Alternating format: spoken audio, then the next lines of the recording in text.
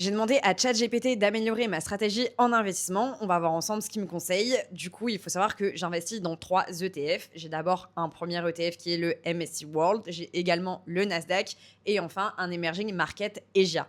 Dit que les points forts de cette stratégie, c'est d'être exposé mondialement, d'avoir une forte orientation croissance et surtout la simplicité avec 3 ETF seulement. Et c'est vrai que quand on investit en ETF, c'est différent d'investir dans des actions individuelles parce que je vois pas l'intérêt d'avoir 10, 15 ETF dans un portefeuille, sachant que déjà sur un ETF, on est diversifié. Par contre, il note une surpondération aux États-Unis et à la tech avec le MSCI World et le Nasdaq et une absence de diversification géographique, notamment avec un manque de l'Europe. Et ça, c'est complètement volontaire de ma part puisque dans ma stratégie, j'ai choisi d'investir sur le MSCI World et non pas sur le S&P 500 puisque si demain l'économie mondiale vient à changer et que ce ne sont plus les États-Unis qui dominent le marché mais l'Europe, et ben en fait le MSCI World va automatiquement s'adapter à ce changement. Même si attention, ça ce sont vraiment des convictions personnelles et franchement entre le S&P 500 et le MSCI World, les deux sont quoi qu'il des très bons choix. Il me souligne aussi un manque de diversification dans des actifs qui sont plus défensifs comme des obligations ou des small caps.